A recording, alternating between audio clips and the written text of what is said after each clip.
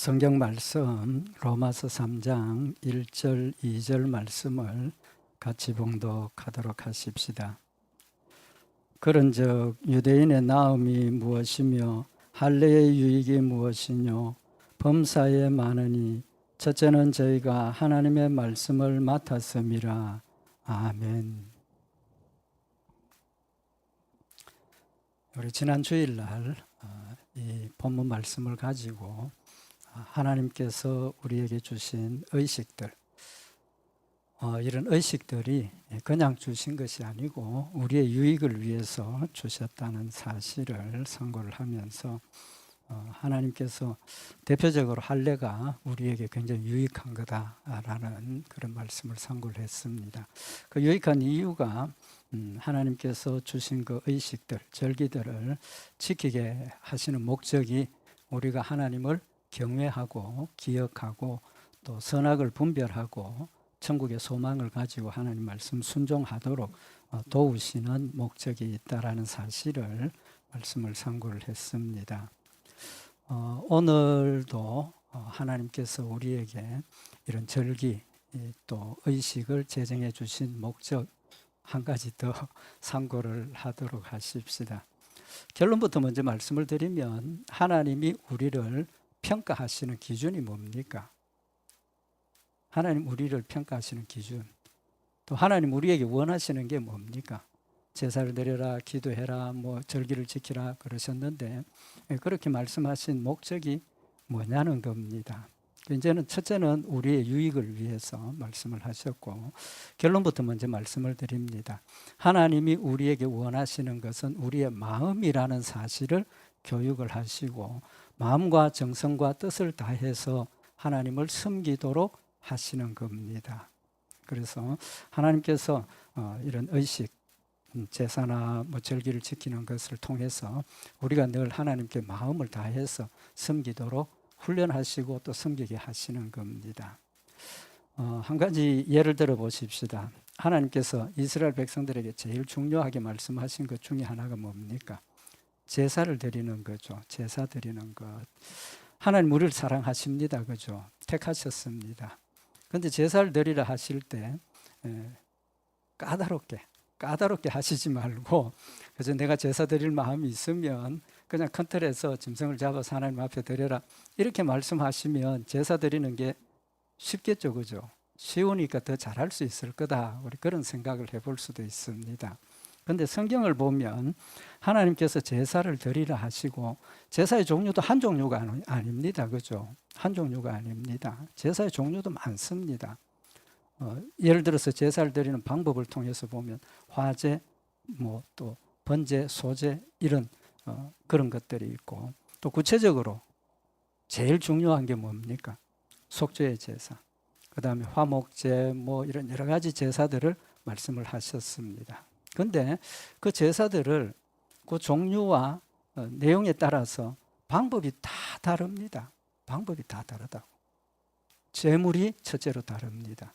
예를 들어 속죄의 제물은 어린 양, 몇 달 된 것, 흠이 없는 것, 번제는 어떤 걸 드리고, 하나님께서 이렇게 구체적으로 까다롭게 제사의 법을 만들어 주셔서 그대로 순종하라는 겁니다. 만약에 거기서 하나라도 틀어지면 그 제사는 안 받으시는 거예요. 안 받으시는 정도가 아니라 때로는 하나님께서 징계도 하시고 그런 상황이 벌어지는 겁니다. 왜 그렇게 하셨겠습니까? 하나님께서 여러 가지 종류들, 방법들을 각각 다르게 하셨기 때문에 제사를 드릴 때 하나님이 주신 방법이 무엇인가를 정확하게 기억을 하고 그 절차대로 다 따라가야 됩니다. 이유를 금방 이해를 하시겠죠? 준비를 잘하라는 거죠. 그럼 그 준비를 잘하기 위해서 뭐가 필요합니까? 정성이 필요한 겁니다. 마음을 거기에 쏟아 부어가지고 여기 하나님께서 이런 제물을 요구를 하셨고 요건 어떻게 잡아서 어떻게 방법들을 맞추어서 한 가지 준비해서 하나님 앞에 제물을 가지고 오는 거죠. 제물은 누가 준비합니까? 제사 드리는 사람이 제물을 준비하는 거죠. 그렇기 때문에 내가 하나님 이 죄를 범했습니다. 하나님 속죄의 제사를 드리고 내가 용서를 받아야 되겠다. 속죄의 제사를 드리는 사람은 속죄의 제사에 맞는 제물을 준비하고 또 가지고 오고 하나님 앞에 드린다는 거죠. 그 마음은, 그것은 뭐냐 하면 하나님이 우리에게 제사를 드리라 하시고 우리의 마음을 다해서 정성을 다해서 하나님 앞에 드리도록 훈련하시는 겁니다. 그래서 하나님께서 우리에게 주신 그 의식들, 제사의 방법을 보면 목적이 준비하는 자세, 미리 준비해야 되는 겁니다. 우리 예배도 주일날 그냥 시간 되어서 예배 시간 예배 드리러 가야지. 이것보다 더 중요한 걸 하나님 원하신다는 거죠. 오늘 주일날 하나님 예배 드리는 날. 미리 집에서부터 마음의 준비를 하고 정리를 하고 하나님 앞에 우리의 몸과 마음을 온전하게 드리고 또 하나님 주신 은혜의 말씀을 받아서 누릴 수 있도록 마음의 준비를 하고 하나님 앞에 올라오는 것이고 예배 시간도 11시 정한 시간에 그냥 예배 드린다.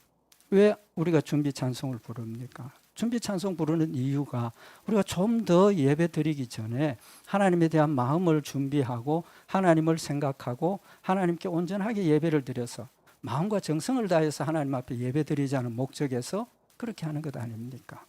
그래서 하나님께서 우리에게 까다롭게 제사의 법칙을 말씀하신 것은 우리의 마음을 원하신다는 것을 우리에게 가르쳐 주시고 또 준비를 잘 하도록 정성과 또 하나님의 조건에 맞게 신경을 써서 초점을 거기에 맞추어서 하나님 앞에 예배드리도록 제사를 드리도록 하신 겁니다. 그래서 하나님 우리에게 원하시는 것은 뭘 가지고 평가하시는 겁니까? 내 마음을 보고 평가를 하는 겁니다. 성경에 많은 그 비유들을 말씀을 하셨죠. 이 성경에 보면 요한복음에 보면 예수님께서 성전에서 뭘 하십니까? 비둘기 파는 사람, 소 파는 사람, 소를 쫓아내고 짐승들 쫓아내고 돈 받고 주는 사람들 쫓아내고 기도하는 전을 너희가 장사하는 곳으로 만들었다라고 책망을 하셨습니다. 왜 그렇게 됐습니까? 그 이유가 뭐냐 하면 하나님께서 제사를 드리는 제물을 준비하라 하시는데 사실은 일반 백성들이 그 준비하기가 쉽습니까? 어렵습니까?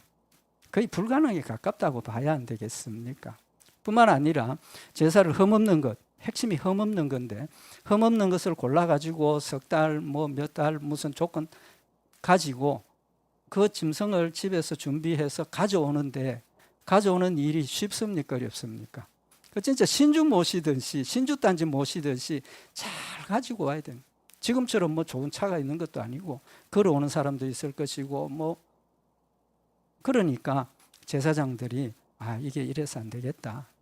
제사장들이 먼저 하나님의 조건에 맞는 제물들 양, 소, 비둘기, 비둘기, 산비둘기 미리 준비해가지고 성전에서 비치하고 준비하고 있다가 제사 드리는 사람이 와서 나 오늘 속죄 제사 드려야 됩니다. 오늘 번제 드려야 됩니다. 돈을 주고 그 제물을 사는 거예요. 그러니까 완벽하게 하나님께서 명령하신 걸 준비할 수 있도록 하기 위해서 그렇게 시작이 된 거예요. 그런데 거기에 뭐가 생깁니까? 이권이 생기고 인간적인 욕심이 생기고 순수함이 사라져버리게 되는 겁니다.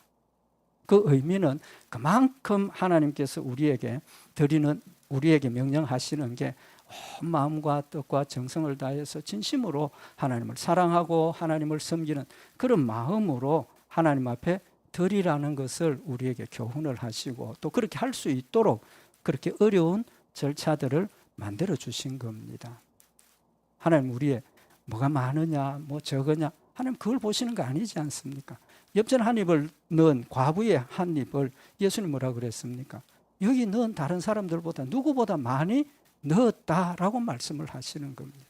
얼마나 귀한 걸 드렸느냐, 얼마나 많이 드렸느냐, 하나님 그거 보시는 하나님이 아니시라는 거예요. 뭘 보신다는 겁니까? 우리의 마음을 보신다는 겁니다. 내 마음과 뜻과 정성을 다해서 최선을 다해서 하나님 앞에 드리면 그건 누구보다도 무엇보다도 귀하게 받으시고 인정하시는 하나님이시라는 사실을 우리에게 교훈을 하시는 겁니다. 두 번째로 여기 할례의 문제, 오늘 본문에도 할례라 그랬는데 할례의 유익이 무엇이냐? 왜 할례를 이야기를 합니까? 할례가 그만큼 중요하고 핵심이라는 거죠. 아브라함에게 주신 약속인데 이 할례는 이스라엘 백성들, 아브라함 후손들에게만 명령하신 겁니다. 그죠? 그래서 나중에 이제 이방인이 하나님을 믿고 돌아오면 그들도 할례를 행하게 하고 이제 그런 과정이 있는데 초대교회에 예수님 부활하시고 승천하신 후에 제자들이 복음을 막 전하면서 이방인들이 예수를 많이 믿게 된 겁니다. 예수를 많이 믿게 됐는데 이제 무슨 문제가 생겼느냐 하면 그럼 예수 믿는 성도들은 이방인인데 할례를 받아야 되느냐 안 받아야 되느냐. 구약시대는 할례를 받았거든요. 이방인들이 오면 할례를 받았거든요. 그러니까 숫자가 많아지고 복음이 전파되면서 각 지역으로 복음이 전파되고 예수 믿는 사람들이 많아지니까 할례를 행하기가 쉽습니까? 어렵습니까? 어려워진 거죠. 그러면서 문제가 생깁니다. 복음을 전하고 예수 믿는 성도들이 각 지역에 이제 있으니까 특별히 바리새인들 중에 예수 믿는 사람들이 이방인들도 할례를 받아야 된다. 하나님께서 율법으로 할례를 명령을 하셨으니까 이방인들도 할례를 받아야 된다라는 주장을 하기 시작을 한 겁니다. 그렇게 되어서 또 다른 의견이 나죠. 베드로와 바울이 아니다. 할례 받을 필요 없다.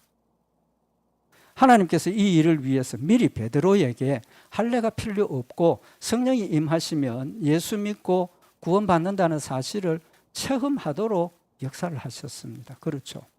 베드로에게 고넬료가 사람을 보내서 고넬료가 열심히 예수 믿는 사람으로서 기도하고 이런 시간인데 하나님께서 성령으로 고넬료에게 너 베드로라는 사람을 청해라.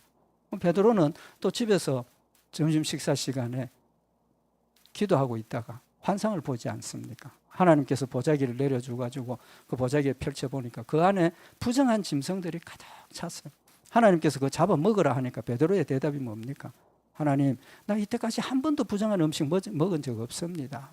하나님께서 내가 깨끗하다고 했는 것을 네가 부정하다 하느냐 가지고 올라가시고 다시 내려와서 또 잡아 먹으라. 3번을 그렇게 이야기를 하는 거예요. 그 베드로가 하나님 이게 무슨 뜻인가? 깨닫지 못해서 무슨 뜻인가 하고 있는데 마침 고넬료가 보낸 사람들이 문을 두드리고 찾아 들어오고 그래서 하나님께서 성령으로 베드로에게 너 내려가라 따라가라 사도행전 15장에 보면 그런 내용들이 나오죠. 내려가서 고넬료를 만나고 그들에게 예수 그리스도를 전하고 그들이 예수 그리스도를 믿고 영접하면서 그 자리에 성령이 임하게 되고 그들도 구원받은 백성이 됨을 베드로는 직접 체험을 한 겁니다. 체험을 하고 베드로의 마음속에 예수 믿는 표는 뭐다? 성령님이 임하시는 것이 하나님 택한 백성의 표라는 것을 체험하고 인정하게 되는 거죠. 바울은 하나님께서 성령의 역사를 통해서 그에게 하나님의 진리의 말씀들을 깨닫게 하시고 또 그가 하나님 주신 말씀을 통해서 예수 믿는 것이 구원받는 핵심이고 성령 내리셨기 때문에 육신의 할례는 필요 없다라는 것을 명확하게 깨닫고 그가 교리적으로 논리적으로 많은 신약 성경을 써서 우리에게 전달하게 되는 거죠. 이제 그런 상황에서 이제 이 할례 문제가 제기가 되니까 예루살렘에 있는 사도들에게 각 지역에 있던 사람들이 사람을 보내어서 우리가 할례를 받아야 되느냐, 이방인도 할례를 받아야 되느냐, 이제 공회가 모여서 의논을 하게 됩니다. 이제 그 자리에서 베드로와 바울이 하나님께서 할례를 행치 안 해도 구원받는다는 사실을 우리에게 보여주셨다고 증거를 하고 하나님께서 주신 그 말씀을 따라서 할례는 행하지 않아도 된다라고 결정을 하게 되는 겁니다. 그래서 사도행전 15장 7절에 보면 많은 변론이 있은 후에 베드로가 일어나 말하되 형제들아 너희도 알거니와 하나님이 이방인들로 내 입에서 복음의 말씀을 들어 믿게 하시려고 오래전부터 너희 가운데서 나를 택하시고 또 마음을 아시는 하나님이 우리와 같이 저희에게도 성령을 주어 증거하시고 믿음으로 저희 마음을 깨끗이 하사 저희나 우리나 분간치 아니하셨느니라. 베드로가 고넬료의 가정에서 복음 전하고 성령이 임하고 그들도 예수를 믿고 구원받는 것을 눈으로 봤기 때문에 하나님께서 보여주셨다는 걸 증거를 하고 바울 역시도 하나님 우리에게 주신 말씀이 할례는 이제는 끝이 났다. 하나님께서 우리에게 주시는 성령의 역사로 예수 믿는 성도들은 깨끗게 되었다는 사실을 분명히 증거를 하죠. 그래서 사도행전 15장 19절에 보면 그러므로 내 의견에는 이방인 중에서 하나님께로 돌아오는 자들을 괴롭게 말고 할례 받으라고 괴롭히지 말고 다만 우상의 더러운 것과 음행과 목매어 죽인 것과 피를 멀리하라고 편지하는 것이 가하니 이제는 할례는 더 이상 필요 없고 대신에 뭘 하라는 겁니까? 우상의 더러운 것, 음행, 목매어 죽인 것, 피를 멀리하라. 뭡니까? 하나님의 말씀을 구체적으로 순종하고 영적으로 하나님을 섬기는 것이 순종하는 것이 핵심이라는 사실을 결정을 하게 된 겁니다. 그래서 지금 우리는 할례를 행하지 않지 않습니까? 우리의 뜻대로 할례를 행하지 않는 게 아니고 하나님께서 할례를 안 해도 된다라고 선언을 하셨기 때문입니다. 그런데 중요한 게 뭐냐 하면 여기 사도행전 15장 8절에 또 마음을 아시는 하나님이 우리에게와 같이 저희에게도 성령을 주어 증거하셨다. 성령님 임하시지 않으면 예수를 믿을 수 있습니까? 없습니까? 믿을 수 없다는 겁니다. 성령님 때문에 우리가 예수를 믿는 것이고 성령으로 예수 믿는 고백을 했으면 더 이상 할례는 필요가 없다라는 사실을 말씀을 하고 있는 겁니다. 심지어 베드로는 할례 필요 없다라고 했는데 그 가지고 있던 살아오던 신앙의 그 모습을 쉽게 버리기가 힘들죠. 힘듭니다. 그래서 베드로가 안디옥에 있을 때 이방인들과 같이 식사를 하고 있다가 예루살렘에서 사람들이 내려온다는 소리를 듣고 슬그머니 빠져서 도망가 버렸습니다. 왜 그랬습니까? 구약시대는 하나님께서 이방인과 교제하지 말라 그랬거든요. 죄라 그랬거든요. 베드로가 분명히 하나님께서 할례를 이제는 완성을 하셨고 성령이 임하시고 우리가 예수 믿는 것으로 끝이 났다라고 이야기를 하고 주장을 했던 사람입니다. 제일 먼저 보고 듣고 깨달은 사람입니다. 그런데도 아직까지 율법에 그걸 벗어나지 못해서 외식하는 그런 모습을 보인 거죠. 그래서 바울이 그걸 책망했다라는 그런 사실도 기록을 하고 있습니다. 이제 말씀드린 것처럼 할례가 이미 끝이 났고 육신의 할례는 끝이 났습니다. 성령으로 할례를 받았습니다. 그럼 성령으로 할례를 받은 것은 성경에 뭐라고 표현을 합니까? 마음의 할례라고 하죠. 마음의 할례라고 합니다. 성령이 내 마음에 오셔서 임하시면서 내 죄의 모든 것들을 끊어버리시고 마음의 할례를 행하셔서 온전히 하나님을 믿는 믿음을 주셔서 우리는 거룩한 백성이 되어진 겁니다.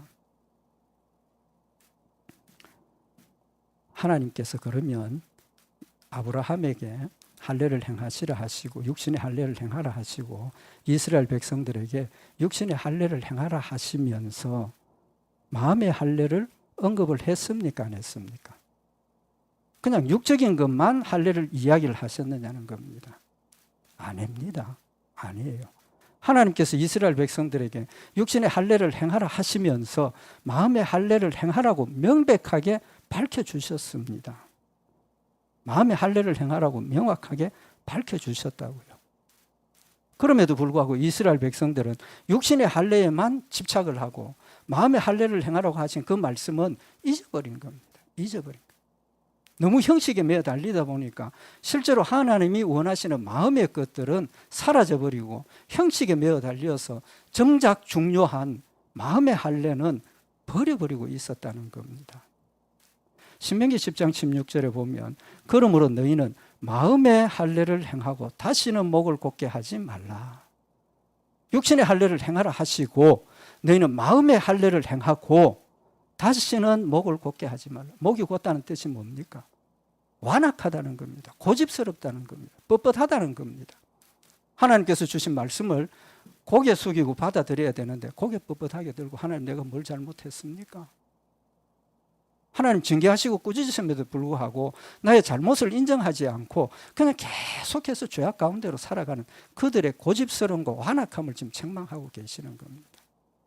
하나님께서 모세를 통해서 또 많은 선지자들을 통해서 오랜 세월 동안 그들에게 하나님을 믿고 의지하고 순종해야 함을 때로는 징계하시고 때로는 축복하시고 때로는 말씀을 통해서 깨우쳐 주셨지만 그들이 하나님의 말씀을 들은 것 하나도 마음에 담아두지 않고 계속해서 그냥 자신들의 기준과 자신들의 생각으로 살아가니까 하나님과는 계속 반대가 되는 결과를 가져오는 겁니다. 예레미야 4장에 보면 이스라엘 백성들을 징계하시고 나라를 망하게 하셨다가 돌아오게 하시고 하시는 말씀이 뭡니까? 예레미야 선지자를 통해서 하신 말씀이 유대인과 예루살렘 거민들아 너희는 스스로 할례를 행하여 너희 마음 가죽을 베고 나 여호와께 속하라. 그렇지 아니하면 너희 행악을 인하여 나의 분노가 불같이 발하여 사르리니 그것을 끌 자가 없으리라. 스스로 할례를, 마음의 할례를 행하라는 겁니다. 할례를 행하는 성경에 두 가지로 이야기를 하고 있습니다. 하나는 하나님께서 내 마음의 할례를 행해 주시는 것. 또 하나는 우리가 육신으로 내 몸에 할례를 행하는 것. 또 하나는 내 스스로 마음의 할례 행하는 것. 세 가지를 이야기를 하고 있는 겁니다.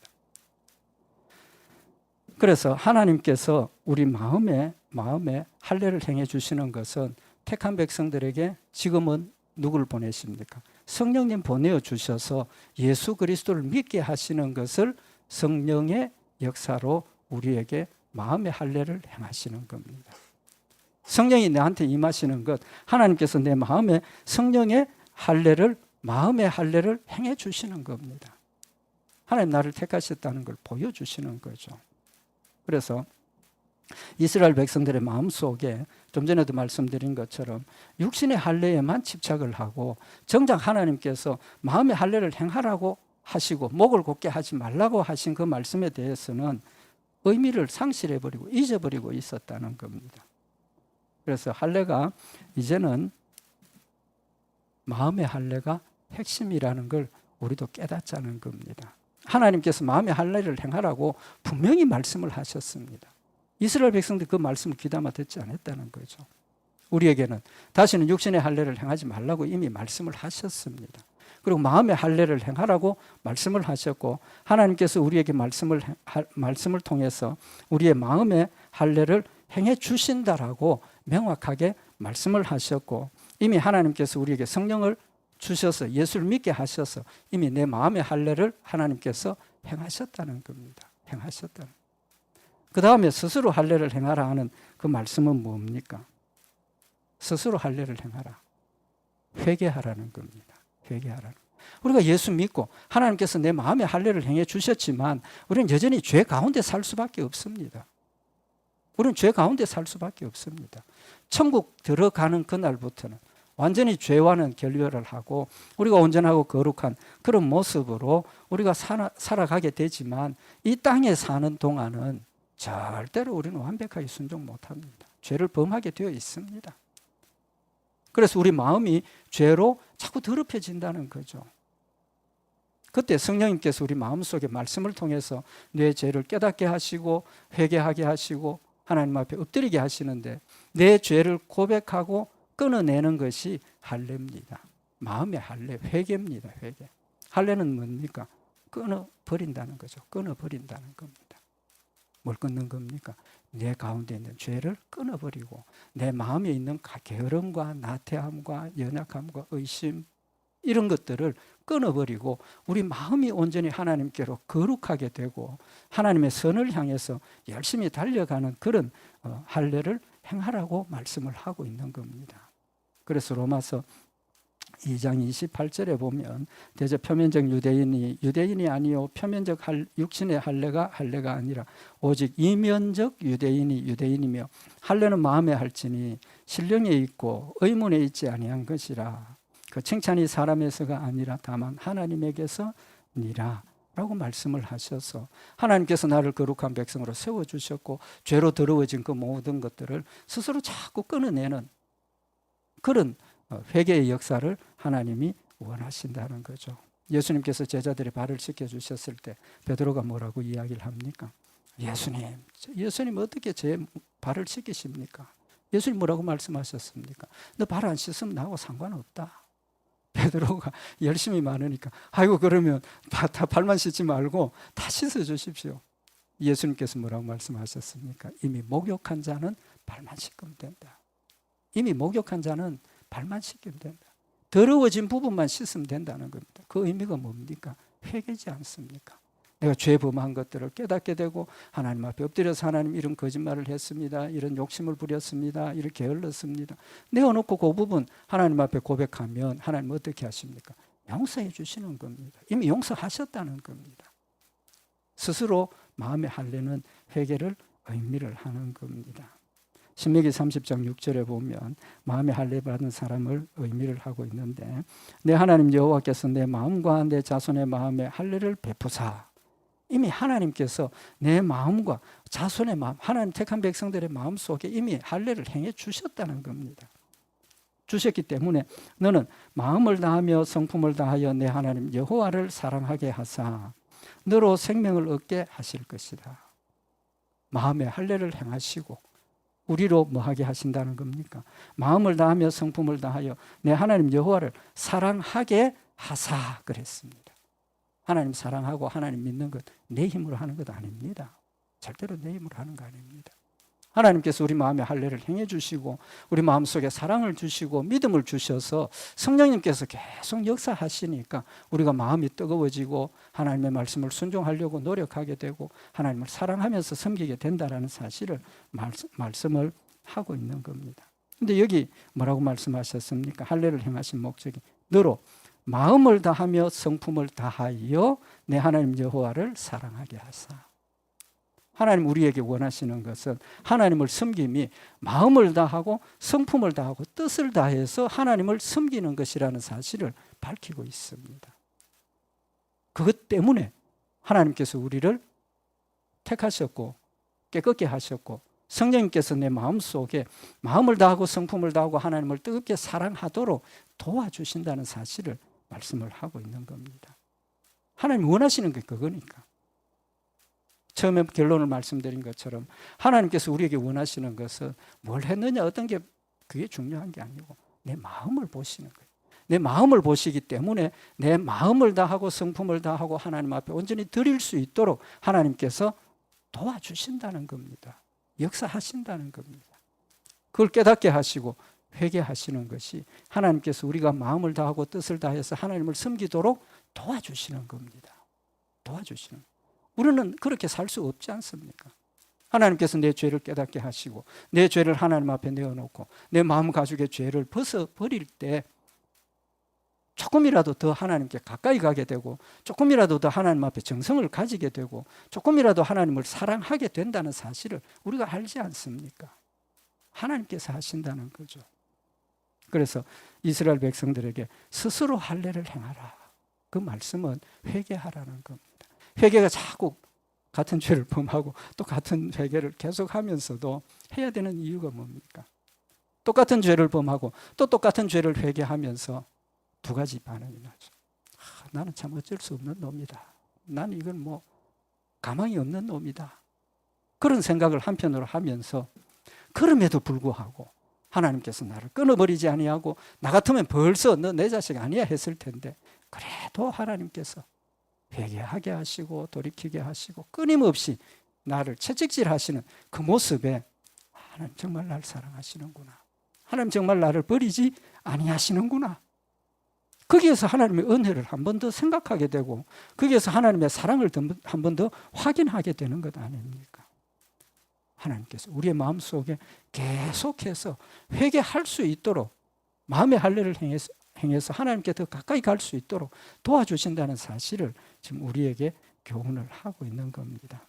제사의 제물을 요구하셨습니다.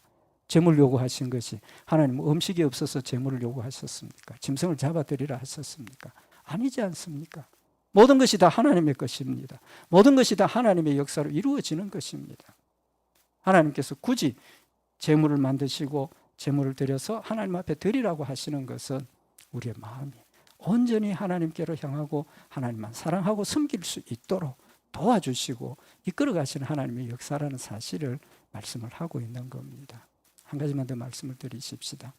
그럼 하나님께서 제사를 드리라 하셨는데 여러 가지 그런 어려운 절차를 드리라고 하셨는데 성경에 보면 하나님께서 이 제사나 의식이나 이런 것들을 앞으로 되어질 일의 그림자라고 표현을 했습니다. 그림자. 또 앞으로 되어질 모형이라고 그랬습니다. 제사를 통해서 예수 그리스도가 십자가에 죽으시고 부활하시면 속죄 제사를 통해서 우리에게 보여주셨고, 또 우리가 화목제 뭐 이런 것들을 통해서 하나님과 우리와의 관계에 대해서 교훈을 하셨습니다. 근데요, 이 제사를 통해서도 할례도 몸의 할례를 통해서 마음의 할례를 말씀하신 것처럼 제사도 제사 드림이 곧 내가 하나님 앞에 제사를 드리는 것이다 라는 의미를 명확하게 깨우쳐 주셨습니다. 명확하게 깨우쳐 주셨어요. 왜 그러냐 하면 하나님께서 제물을 드리라 하실 때 그 제물을 제사장에게 가져오면 제사장이 그냥 그거 받아가지고 들어가서 제물을 절대로 그렇게 하지 않습니다. 성경을 보면 제사를 드리려고 제물을 가져오면 제사장이 그 제물을 받아 안고 그 제물 머리에 제사를 드리는 사람이 손을 얹고 안수하도록 하셨어요. 레위기 1장 2절에 보면 이스라엘 자손에게 고하여 이르라 너희 중에 누구든지 여호와께 예물을 드리려거든 생축 중에서 소나 양으로 예물을 드릴지니라 그 예물이 소의 번제이면 흠없는 수것으로 회막문에서 여호와 앞에 연락하시도록 드릴지니라. 하나님 받으시도록 제물을 드리라는 거죠. 제물 조건도 그렇고 뭐 준비를 해야 되는데, 그러면서 레위기 1장 4절에 보면 그가 번제물의 머리에 안수할지니, 제사를 드리는 사람이 자기가 드리는 번제물 위에 손을 얹고 안수하라 그랬습니다. 그리하면 연락되어 그를 위하여 속죄가 될 것이다. 필수적인 조건입니다. 그리하면 하나님께서 그 제물을 받으시겠다고 그랬습니다. 왜 그런 걸 말씀을 하시겠습니까? 안 해도 되지 않습니까? 속죄의 제사만 그런 게 아니고 번제나 뭐 모든 제사에 이제 그런 법을 적용을 하셨습니다. 특별히 1년에 한 번씩 이제 이스라엘 백성들 전체를 위해서 하나님 앞에 속죄의 제사를 드릴 때 제물을 염소를 2마리를 준비를 합니다. 2마리를 준비를 해서 한 마리는 잡아서 하나님 앞에 드리고 한 마리는 살려서 광야로 내보냅니다. 그 염소를. 그걸 아사셀이라고 그러는데, 그때 하나님께서 뭐라고 하셨느냐 하면 레위기 16장 20절에 그 지성소와 회막의 단을 위하여 속죄하기를 마친 후에 산 염소를 드리되, 산 염소를 하나님 앞에 제물로 드립니다. 아론은 두 손으로 산 염소의 머리에 안수하여 이스라엘 자손의 모든 불의와 그 범한 모든 죄를 고하고 그 죄를 염소의 머리에 두어 미리 정한 사람에게 맡겨 광야로 보낼지니라. 무슨 의미가 있습니까? 죄를 범하면 광야로 쫓겨나고 고통받고 간다는 겁니다. 그래서 성경에 보면 예수님을 세상 죄를 지고 가는 어린 양이다라고 표현을 하게 되는 겁니다. 이제 말씀드린 것처럼 그 번제물 제물 머리 위에 손을 얹어서 안수하는 것은 내 모든 것들이 전부 이 제물에게 옮겨졌다는 겁니다. 옮겨졌다는. 영적으로 어떤 의미가 있습니까? 이 제물이 바로 내가 되는 겁니다. 하나님 앞에 드려지는 거라는 걸 내가 마음으로 느끼라는 겁니다. 느끼라는 거예요. 우리가 하나님 앞에 예물을 드리는 이것도 정말 우리가 믿음으로 거기에 담겨질 때, 믿음으로 거기에 내 마음과 정성이 담겨지고 하나님 앞에 헌금도 드리고 하나님의 일도 하고 하나님을 섬기라고 우리에게 말씀을 하고 있는 겁니다. 하나님 우리의 마음을 보십니다. 마음을 보십니다. 한 가지만 더 말씀을 드리고 마치도록 하십시다. 우리가 마음을 보신다는 의미 때문에 정성이 무너지는 경우들도 많습니다. 하나님 마음을 보시니까 편하죠. 제가 우리 즐겁게 신앙생활하자, 자원하자 하는 목적이, 이유가 하나님 우리의 마음을 보시니까 때로 우리가 형편이 안 돼서 못하는 것 너무 자책하지 마십시오.